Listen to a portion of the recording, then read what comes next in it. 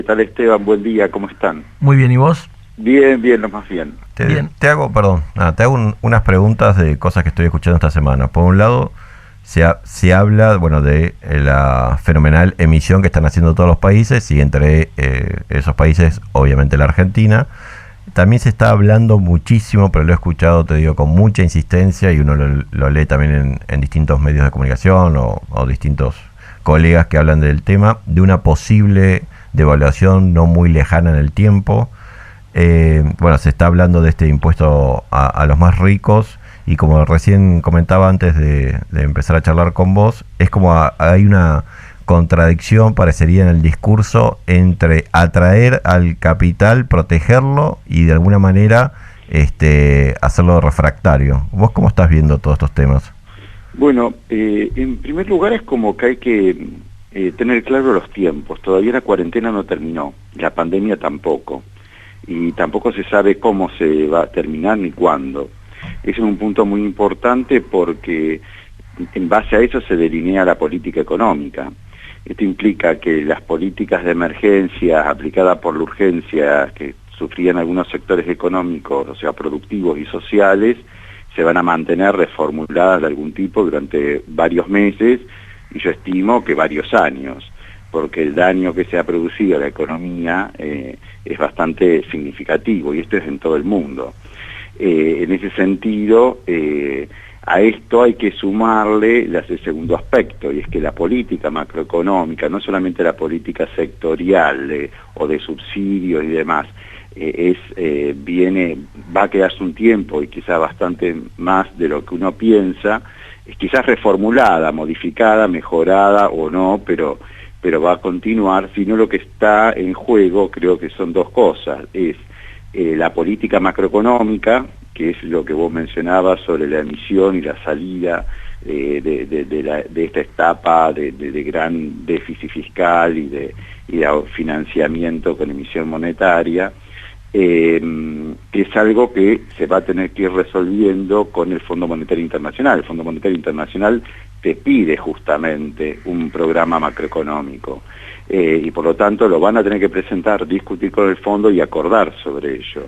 Y a eso también se incorporan las reformas estructurales que tienen que ayudar a que ese programa sea sustentable, y que los pagos financieros que tiene que hacer el gobierno, los pagos, diríamos, por deuda, los servicios de deuda, también sean factibles de realizar. Y entre ellos seguramente hay reformas tributarias, hay reformas en el gasto, hay reformas en la organización económica, porque está claro que la economía argentina no está funcionando en su mejor momento en términos de eficiencia. No solamente por la pandemia, sino por años de descuido en cómo tenemos que trabajar. Entonces, acá se requiere, por ejemplo, algo que tiene que ver con uno de los puntos también tuyos que mencionaste, es el tema de la inversión y de las exportaciones. Esto no es trivial. O sea, los argentinos ahorran poco en peso y mucho en dólares, lo que pueden ahorrar. Ese ahorro se tiene que quedar en el país, se tiene que invertir en el país, en sectores productivos que permitan multiplicar por 2, por 3 las exportaciones en muy rápido tiempo, si no en Argentina es inviable. El crecimiento, el pago de los deudas, etcétera, todo lo que tiene que ver con el gasto social. El gasto social requiere un financiamiento sustentable, y eso solamente lo va a dar el ahorro privado, la inversión privada, conjuntamente con inversión pública, que sea, diríamos, ese tándem muy eficiente y muy orientado a las exportaciones. Si no conseguimos los dólares, no se va, nada es sustentable. Hablando, perdón, Juan Miguel, de los dólares, el martes va a ser 1 de septiembre, va a ser un año de que comenzó el control de cambio nuevamente en la Argentina, después de un periodo, empecé de 3 años /4 que no tuvimos control de cambio, y empezó en su momento con $10.000 por mes. Después fue pasando este año $200 por mes, y se está discutiendo si eso va a seguir o no. Más allá de eso, yo también te introducí otra palabra que estoy escuchando mucho y que no la venía escuchando tanto como estas últimas 2 semanas, que es devaluación. ¿Qué relación hay entre este control de cambio, que igual no impidió la caída de reservas, como pasó desde septiembre del año pasado hasta ahora, y esta palabra que está, ya te digo, en todas las mesas económicas, que es devaluación? Mira, es que es imposible, justamente por eso te insistía tanto sobre las exportaciones. Es imposible que la Argentina pretenda crecer y aumentar el nivel de gasto para incluir parte de la población que está excluida o regiones que están excluidas si no se consiguen dólares.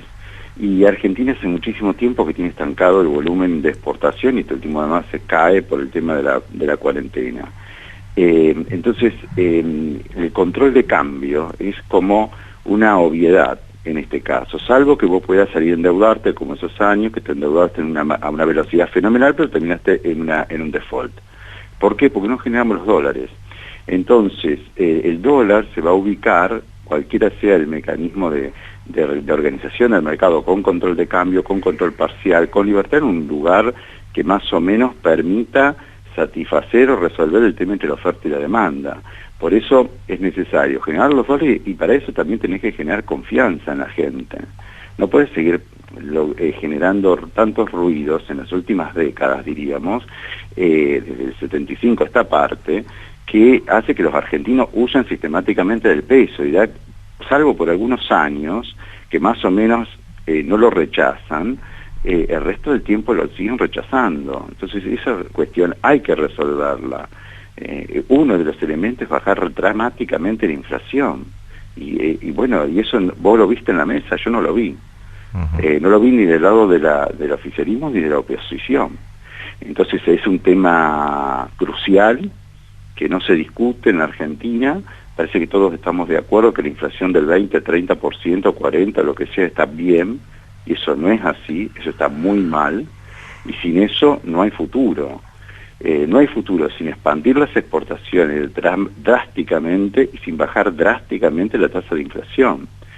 Pero bueno, son los dos temas que no. Entonces aparece la devaluación, o aparecen los problemas, como vos citabas, el temor de los empresarios, de los ahorristas por su capital.